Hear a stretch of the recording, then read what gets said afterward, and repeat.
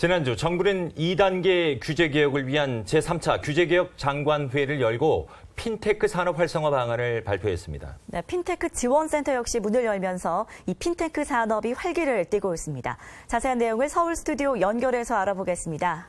김연아 앵커. 네, 서울 스튜디오의 김연아입니다. 지난주 제3차 규제개혁 장관회의에서는 핀테크 산업 활성화를 위해 관련 규제를 풀기로 했습니다. 핀테크 지원센터까지 개소하면서 활기를 더하고 있는데요. 핀테크 지원센터 초대 센터장이신 서강대 경영전문대학원 정유신 교수와 함께 자세한 내용 알아보겠습니다. 교수님 어서 오십시오. 안녕하세요.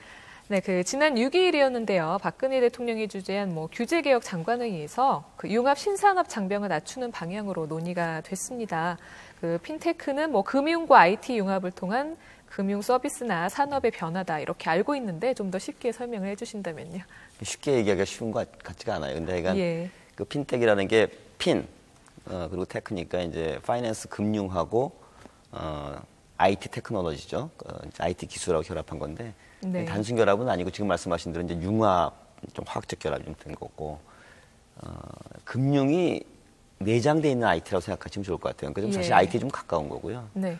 그러니까 이제 시청자 여러분이 이제 은행이라든지 증권사 이런 데 이제 지점, 영업점에 방문하시면 직원들 만나서 상품에 대한 설명도 들으시고 서비스도 네. 받으시고 하잖아요. 이제 그런 부분들이 사람이 하던 그런 것들을 자동적으로 IT에 이제 내장해서 할 수 있도록 이미 많이 우리가 이제 익숙하죠. 카드 결제할 때 결제 송금하고 그래서 그거 다 우리가 익숙한 거 아니냐 이렇게 말씀하시는 분들도 있는데 예. 사실은 이제 그런 그 결제 송금뿐만이 아니고 우리가 대출 받는다라든지 나중에 자산 관리하고 운용하는 거라든지 보험 이런 부분들도 그러니까 금융시장, 금융기관에 하는 역할들을 상당 부분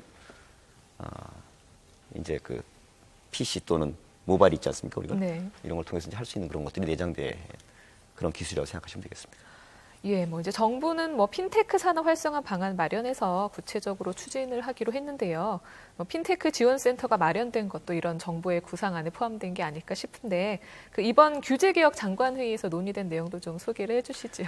그러니까 이제 크게 세 가지였어요. 이제 핀테크 어떻게 보면 이제 새로운 산업이거든요. 금융과 예. IT가 결합되어 있는 새로운 산업이라고 할 수가 있으니까 새로운 산업이 만들어지면 이제 그걸 또 창업을 해야 되고, 네. 그다음에 창업된 기업들이 또 잘 성장할 수 있도록 그 인프라를 깔아줘야 되잖아요. 그래서 이제 예. 창업 성장 촉진하는 그런 관련된 그런 정책들이 있고, 특히 이제 대표적인 게 투자, 출자를 하는 건데, 네. 핀테크라는 건 이제 금융시장과 관련된 그런 IT 기술이기 때문에 결국은 이제 금융시장과 금융기관이 있어야지만 네. 같이 서로 협업하면서 이제 만들어질 수가 있으니까 금융기관이 그 핀테크 기업이나 이런 쪽에 투자할 수 있도록 한 게 굉장히 이제 중요한 요소 중에 하나고, 네. 또 하나는 이제 국민 여러분들 핀테크 얘기를 많이 우리가 해왔지만은 작년 예. 하반기부터 언론에 막 도배까지 했잖아요. 근데 그렇죠. 체감으로 뭐지? 이런 아직도 그런 생각이 있으세요. 그래서 좀 체감할 수 있도록 국민 체감형 그런 쪽이 될 수 있도록 하는 그런 그 규제 완화 내지는 조치를 하는 건데, 이제 대표적인 것들이 저희가 이제 지점 가서 계좌를 개설할 수도 있고 네. 하는데 얼굴을 우리 대면하고서 이제 계좌를 그쵸. 그때까지 하게 돼 있는데 예. 좀 비대면으로 계좌를 할 수 있는 그런 좀 구체적인 것들. 요건 좀 더 디테일하게 좀 저희가 네, 이제 네. 방안을 마련해야 되는데, 이제 그런 쪽으로 하는 거. 그게 되면 앞으로는 이제 우리가 거래할 때 인증하거나 그런 절차들도 지금 복잡하다는 얘기들이 많이 예. 있잖아요. 이제 그런 부분들을 좀 더 간편하게 네. 할 수 있는 간편 결제 이런 부분들이 있고, 또 하나는 이게 이제 하나의 산업이기 때문에 네. 이 산업이 성장하려고 하면 인프라가 구축이 잘 돼야 돼요. 이제 대표적인 게 이제 앞으로 아마 이런 얘기들을 많이 들으실 거예요, 시청자분들도. 근데 빅데이터를 갖다가 저희가 이제 구축을 해서 빅데이터를 기반으로 해갖고 많은 그런 핀테크 기업 업체들이 다양한 혁신 서비스를 갖다가 그 데이터에 기초해가지고 만들어낼 수 있는 네. 그런 공간이 좀 제공이 되면 혁신 서비스가 많이 나올 수 있을 거 아니겠어요? 한국에 맞는, 한국 금융기관, 금융시장에 맞는 이제 그 빅데이터가 이제 또 이제 중요한 게 보안. 저희가 이제 보안 이슈가 있잖아요. 예. 굉장히 중요하지만 이걸 어떤 식으로 해서 보안 산업을 발달시키면서 이제 핀테크 산업을 발달시킬 것인가에 대한 인프라스트럭처. 이런 세 가지 지금 그런 하에 이번에 좀 그 규제 완화 대책들이 나왔습니다. 네, 이제 기대가 되고 있습니다. 교수님께서는 증권사 대표는 물론이고요, 한국벤처투자 대표 등 다양한 이력을 가지고 계신데요. 또 이번에는 초대 핀테크 지원센터장을 맡으셨어요. 핀테크 지원센터는 어떤 기관이고 또 어떤 역할을 하는지 이 자리를 빌어서 좀 소개를 해주시죠. 서울에 있지는 않습니다. 네. 제가 이제 판교 테크노밸리라고 예. 저희가 이제 그 벤처 어떻게 보면 이제 육성하기 위한 그런 지역이라 할 수가 있겠는데 거기에 경기 창조경제혁신센터 있고요. 이제 그 저희가 금융위원회 소속으로 돼 있지만 네. 또 미래창조과학부라든지 앞으로 이제 뭐 중기청하고도 좀 협업이 좀 있을 것 같은데 네. 거기에 이제 저희가 5층에 자리 네. 잡고 핀테크 지원센터가 있고요. 지금 이제 아까 말씀드린 대로 핀테크 업체들이 아무래도 이제 벤처성 핀테크 업체들이 많지 않겠습니까? 그래서 네. 어떻게 이제 이걸 키워나가야 될 것인가 이제 그런 애로사항도 많이 있으실 텐데 예비 창업자가 있을 수 있고 예, 그다음에 이제 이미 창업을 하셨지만 뭐 수익 모델은 좀 만들었지만 뭔가 2% 부족한 그렇죠. 이제 그런 예. 수익 모델이 있을 수 있거든요. 그런 부분들을 좀 가다듬기 위해서 아까 말씀드렸듯이 또 핀테크 산업 자체는 금융시장, 금융기관을 떠나서는 사실 1차적으로는 좀 어렵기 때문에 그 지원센터에 지금 금융회사에서 네. 파견 나와 계세요. 지금은 이제 은행 카드 쪽에 계신데 앞으로는 이제 그게 증권 운용 쪽 보험도 확산을 할 겁니다. 그래서 예. 그런 분들이 오셔서 뭐 은행이면 예를 들면 은행이 어떤 그런 새로운 상품이 될 수 있지 않겠습니까? 서비스고 그런 네네. 부분에 대해서 가지고 오셨을 때 같이 자문해주고 멘토링 해주고 또 새로운 거기 때문에 리갈 이슈가 법적인 이슈가 생길 수가 있어요. 그래서 네. 각 단계별로 만들어가는 과정에서 이제 그런 것도 저희가 멘토링 해드리고 해서 예. 좀 나름대로 의미 있는 그런 수익 모델을 만들고 그게 좋다고 판단이 되면은 금융회사와 연결을 저희가 해드려요. 그래서 지금 1차 데모 때에는 저희가 41개 네. 좀 오셔가지고 예. 22개를 지금 금융회사와 저희 연결해드렸고 네. 1차 때 저희가 이제 7개 데모를 했고 지금 3개가 지금 구체적으로 얘기를 하고 있는 그런 상태입니다. 그래서 이런 부분들이 좀 더 이제 확산될 수 있도록 예. 노력을 할 예정입니다. 예, 지금 뭐 또 말씀해 주시긴 했는데 뭐 핀테크 관련 규제도 풀리고 지원센터도 문을 열고 이제 속도를 내는 일만 남은 것 같습니다. 조금 전에 이제 얘기를 해주셨는데 역량 있는 핀테크 스타트업의 기술을 검증할 수 있는 이제 데모데이 행사가 열렸잖아요. 1차 이제 열으셨고 앞으로 또 연다고 하시는데 뭐 기업이나 투자자 쪽 모두 관심이 많을 것 같아요. 좀 얘기를 해주시죠. 그래서 사실은 이 자리가 정말 널리 홍보가 되는 자리였으면 좋겠다는 생각을 하고 있고요. 예. 이제 아시는 분들은 이제 찾아오시고 1차 때는 저희가 아까 41개 네. 업체가 오셨다 그랬는데 지금 2차 데모데이를 저희가 이달 27일 날 예정을 하고 있어요. 네. 근데 이미 지난주에 뭐 50여 개 이상 지금 방문해 주셔가지고 조금씩 이제 알려가져가고 있다고 생각을 하고 근데 앞으로는 이제 오시는 것뿐만이 아니라 저희가 좀 더 적극적으로 이제 적극적인 마케팅이라고 할 수가 있나요? 그래서 더 적극적으로 이제 알리고 발굴할 수 있도록 제가 노력할 생각이고요. 네. 금융회사하고도 좀 더 적극적으로 이제 할 생각이고, 이번 달 같은 경우는 이제 저희가 서울에서 데모를 하는데, 네. 영국의 이제 그 핀텍 관련된 예. 투자자 또 관련된 그런 그 정부 기관 이런 쪽도 좀 오세요. 그래서 네. 좀 더 많은 그런 관심과 참여를 좀 부탁드립니다.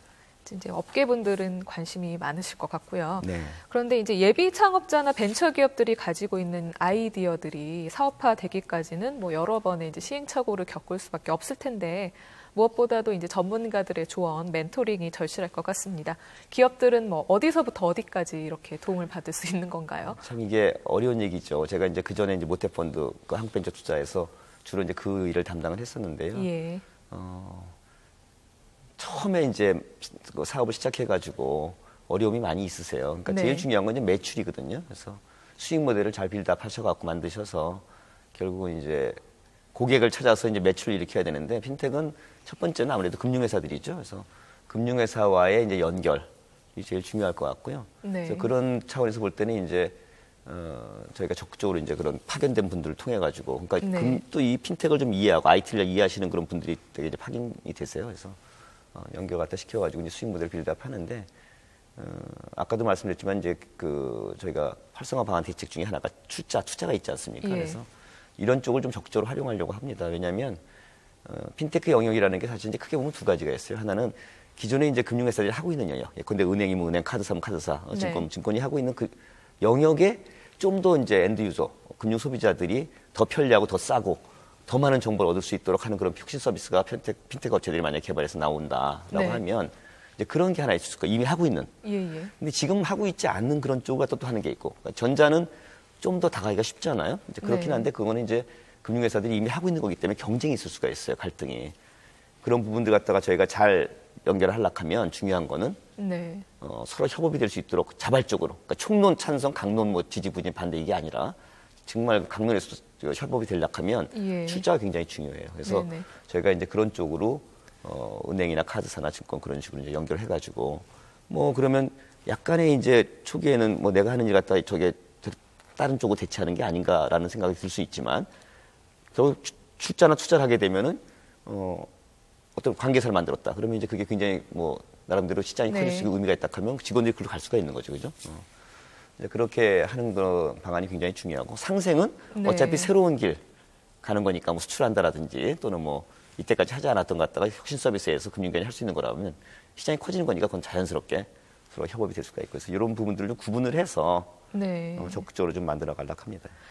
이제 뭐 최근에 중국인 관광객들 우리나라를 많이 찾고 있는데 이 사람들이 뭐 90% 가까이가 알리페이를 쓰고 있다고 하더라고요. 이제 결제 장벽이 이제 사라지고 있는 건데 우리는 또 어떻게 대응을 해야 되는지 이 얘기를 좀 해주셨으면 좋겠습니다. 네, 그래서 사실은 이제 핀테크에 대해서 뭐 의견들이 여러 가지 있으시지만 네. 이건 이제 피할 수 없는 그런 쪽이라고 생각하고 있고요. 네. 인터넷이 국경이 없지 않습니까? 예, 예. 그래서 알리페이 우리 요코들이 중국 분들이 많이 오셔서 물건을 많이 사잖아요. 그래서 굉장히 네네. 중요한데 지금은 뭐 그런 대로 괜찮아요. 알리페이를 뭐 쓰고 있지만 중국 분들이 오는 것 갖다 쓰는 거니까 그나마 지금 그동안에 이제 한국 카드나 뭐 이런 거 은행 결제를 했다가 그걸 쓰기 때문에 좀 저희가 수수료에 대해서 좀 손해 보는 것도 있지만은 네. 앞으로 진짜 문제가 될 수 있는 거는 만약에 이제 한국 소비자분들이 중국의 상품이라는 것들 갖다가 이게 좋은데 뭐 알리페이를 써야 되겠다 이럴 수도 예. 있지 않습니까? 네. 그래서 그런 거를 생각하면 우리가 빨리 좀 핀테크 산업 갖다가 더 개발시키고 발전시켜가지고 오히려 네. 우리가 예.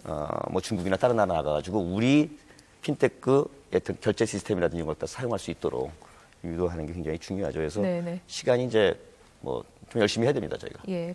마지막 질문을 좀 드려볼게요. 근데 급속한 이렇게 이제 시장이 급속하게 변하고 있는데 핀테크 지원센터 앞으로 어떻게 꾸려나가실 계획인지 말씀 부탁드립니다. 그러니까 이제 생태계 조성이 굉장히 중요하고요. 그러니까 아까 말씀드린 그 여러 가지 이제 규제 완화 방안들이 있긴 한데 네.